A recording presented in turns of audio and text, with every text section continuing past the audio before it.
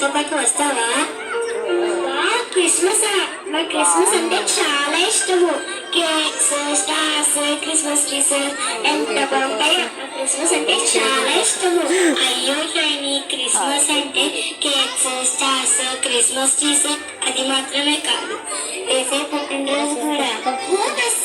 అవును కదా, నన్ను ఇంతవరకు ఎవరు క్రిస్మస్ సెలబ్రేషన్స్ కి పిలవలేదు. నేను కూడా అలాంటి క్రిస్మస్ సెలబ్రేషన్స్ కి వెళ్ళలేదు. ఇప్పుడు నువ్వు పిలిచావు కదా, నేను తప్పకుండా వస్తాను. అయితే పద, క్రిస్మస్ కిట్ ప్రజెంట్ చేస్తున్నారు. ఈ క్రిస్మస్ గురించి పూర్తిగా అర్థమవుతుంది. 2000 సంవత్సరాల క్రితం ప్రజలు రక్షకుడైన మెస్సియా కొరకు కనిపెట్టుచున్న దినములలో గాబ్రియేలులోని దేవదూత గలిలయలోని నజరేతు అను ఊరిలో దావీదు వంశస్థుడైన యోసేపు అను ఒక పురుషునికి ప్రదానం చేయబడిన కన్యక యొద్దకు దేవుని చేత పంపబడిన ఆ కన్యక పేరు మరియ. దయాప్రాప్తురాలా, నీకు శుభము, ప్రభువు నీకు తోడై ఉన్నాడు. ఈ శుభవచనమేమిటో? మరియా, భయపడకుము, దేవుని వలన నీవు కృప పొందితివి. ఇదిగో, నీవు గర్భము ధరించి కుమారుని కని ఆయనకు యేసు అని పేరు పెట్టుదువు. ఆయన గొప్పవాడై సర్వోన్నతుని కుమారుడు అనబడును. నేను పురుషుని ఎరుగని దాన్ని, ఇది ఎలా జరుగును? పరిశుద్ధాత్మ నీ మీదకి వచ్చి సర్వోన్నతుని శక్తి నిన్ను కమ్ముకొనును. పరిశుద్ధుడై దేవుని కుమారుడు అనబడును. ప్రభు దాసురాలను నీ మాట చెప్పున నాకు జరుగును గాక. కర్రలో తీసుకున్నారు. నీతివంతుడైంది ఆమెను అవమానపరచమల్లక రహస్యముగా ఆమె విడనాడు నిర్దేశించును. అతడు ఈ సంగతులను ఆలోచన చేయొచ్చు నిద్రించుండును. అప్పుడు గాబ్రియేలు దూత స్వప్నమందు,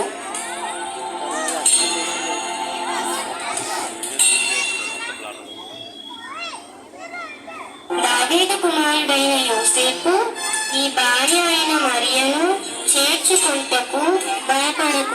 ఆమె గర్భము ధరించినది, ఆమె కుమారుని కలను. తన ప్రజలను వారి పాపముల నుండి ఆయనే రక్షించును కనుక ఆయనకు యేసు అని పేరు పెట్టుదువు. కనిపిస్తుందిరా. యోసేపు నిద్ర మేలుకొని ప్రభువు దూత తనకు ఆజ్ఞాపించిన ప్రకారం చేసి తన భార్యను చేర్చుకుని,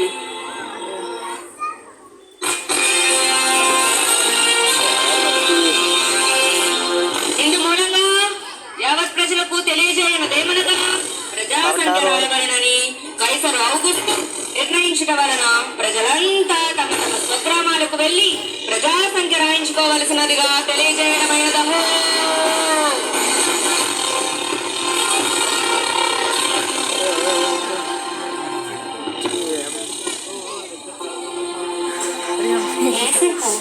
దావీదు వంశంలోను గోత్రముల్లోను పుట్టినవాడు కనుక తనకు భార్యగా ప్రదానం చేయబడి గర్భవతి అయి ఉండిన మరియతో కూడా ఆ సంఖ్యను వ్రాయబడుటకు గలిలయలోని నజరేతు నుండి యూదయలోని బెత్లెహేము అనబడిన దావీదు వారికి వెళ్ళెను. ఎవరు మీరు? ఏం కావాలి? అమ్మ, నా భార్య నిండు చూడాలి. మీ ఇంట్లో కొంచెం స్థలం ఇస్తారా? ఈ రాత్రి ఉండి వెళ్ళిపోతాను. క్షమించండి అయ్యా, మేమే చాలా మంది ఉన్నాము, మా ఇంట్లో మీకు స్థలం లేదు.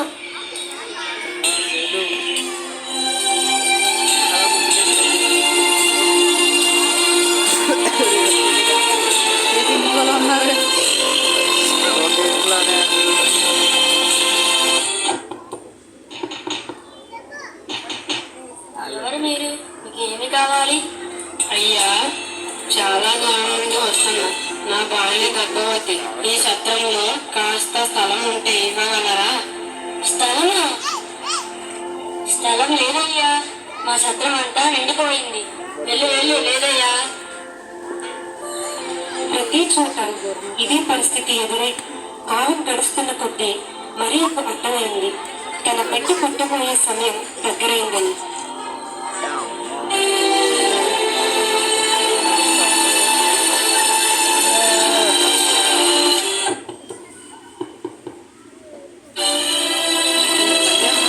ఎవరు మీరు? మీకేం కావాలి?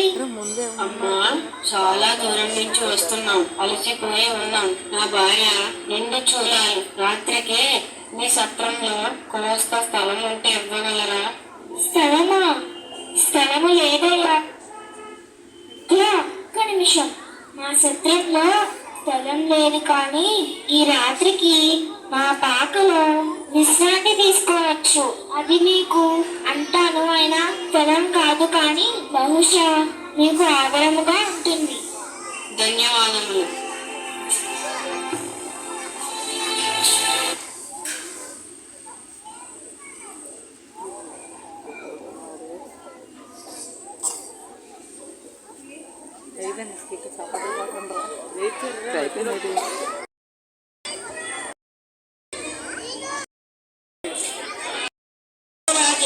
ఏం చేస్తున్నారు?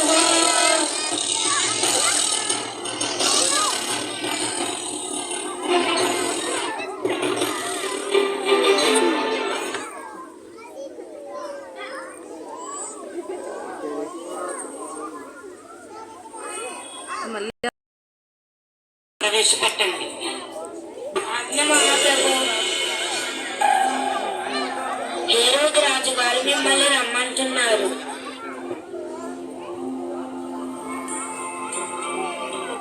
హేరోదు రాజుగా పుట్టినవాడు ఎక్కడున్నాడు? తూర్పు దిక్కున మేము ఆయన నక్షత్రము చూచి ఆయనను పూజింపవచ్చుకుని. దయచేసి మాకు తెలియజేయండి. స్నేహితులారా, మీరు వేచి ఉండండి. భక్తులారా, శాస్త్రులను పండితులను సమకూర్చండి. చిత్తం మహాప్రభు.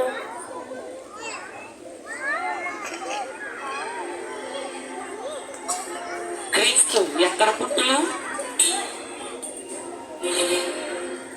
గ్రంథాలు పరిశీలించి చెబుతాను ప్రభు.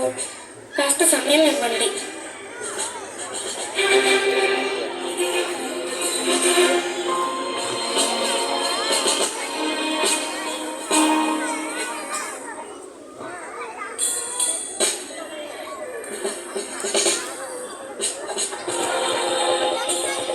క్రీస్తు రాకడ గురించి యెషయా ప్రవక్త ముందే ప్రవచించారు. దేవుడు ముందుగానే యెషయా ప్రవక్త ద్వారా చెప్పించిన ప్రవచన కాబట్టి ప్రభువు దాని యొక్క సూచన మీకు చూపును. ఆలకించుడి. కన్యక గర్భవతి అయి కుమారుని కని అతనికి ఇమానుయేలు అని పేరు పెట్టును. ప్రభు మీక ప్రవక్త కూడా ప్రవచించారు.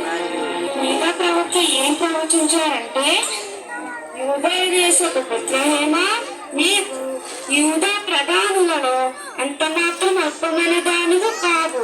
ఇశ్రాయేలును నా ప్రజలను పరిపాలించు అధిపతి నీలో నుండి వచ్చు. క్రీస్తు యూదయ బెత్లెహేములోనే జన్మించిన ప్రభు. సరే జ్ఞానులారా, మీరు వెళ్ళి ఆ శిశువు విషయమై జాగ్రత్తగా తెలుసుకున్న దాన్ని నేను వచ్చి ఆయన పూజించినట్లు నాకు వర్తమానము తండి.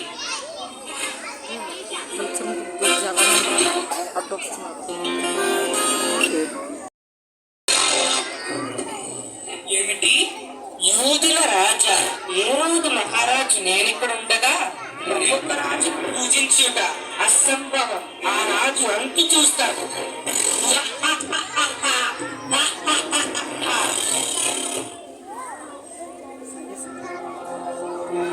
రాత్రి వేళ బెత్లెహేములో కొందరు గొర్రెల కాపర్లు పొలంలో ఉండి తమ మందను కాచుకొని చుండగా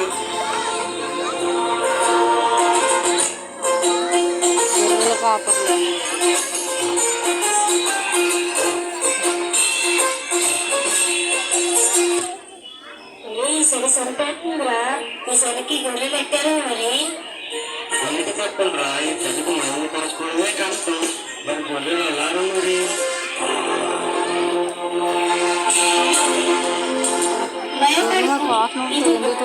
ప్రజలందరికీ కలగబోవు మహా సంతోషకరమైన శుభవర్తమానము నేను మీకు తెలియజేయుచున్నాను. దావీదు పట్టణమందు నేడు రక్షకుడు మీ కొరకు పుట్టి ఉన్నాడు. ఈయన ప్రభు అయిన క్రీస్తు. ఇదే మీకు ఆనవాడు. ఒక శిశువు పత్తి గుడ్డలతో చుట్టబడి ఒక తొట్టిన పండుకొని మీరు చూచబడి ఉన్నట్టుంది. దేవదూతల సమూహము ఆ దూతలతో కూడా ఉండట ఆ కాపురులు చూశారు. వెంటనే పరలోక దూత సమూహము ఆ దూతతో కూడా ఉండి సర్వోన్నతమైన స్థలములలో దేవునికి మహిమయు ఆయనకిష్టులైన మనుషులకు భూమి మీద సమాధానము కలుగునుగాక అని దేవునికి స్తోత్రము చేయుచుండెను.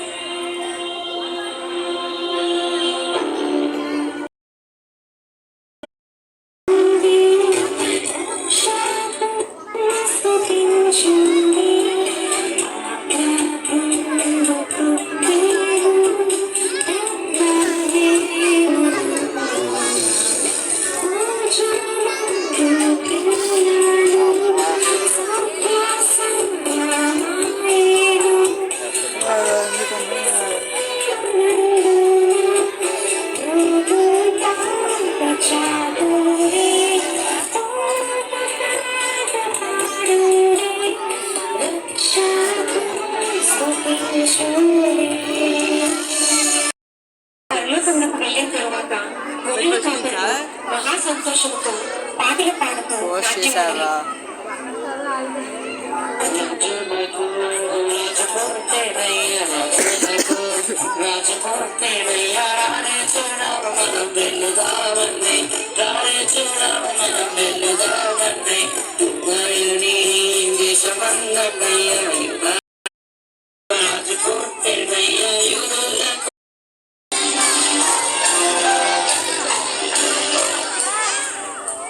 యూదుల రాజా, నేను నిన్ను పూజించడానికి తెచ్చిన ఈ బంగారమును అంగీకరించును, నన్ను దీవించును. రాజులకు రాజా, నేను నన్ను పూజించడానికి తెచ్చిన ఈ మూలమును స్వీకరించి నన్ను ఆశీర్వదించుము. సర్వలోక రక్షక, ఈ స్వచ్ఛమైన సామ్రాజ్యాన్ని అంగీకరించి నన్ను కరుణించుము.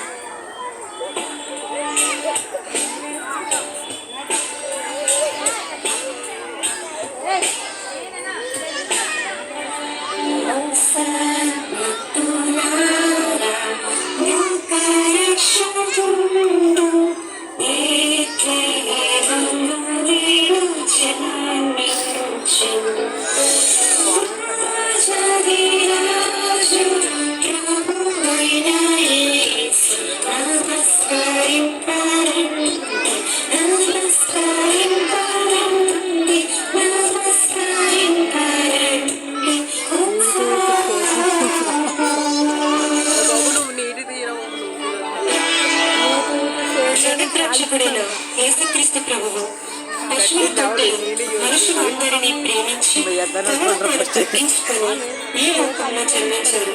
క్రిస్మస్ అనేది యేసుక్రీస్తు ప్రభు యొక్క ప్రేమ. ఆయన ఈ లోకానికి అందించే రక్షణను, ఆయన తగ్గించుకున్న విధానాన్ని మనందరికీ కూడా తెలియజేసే పండుగ.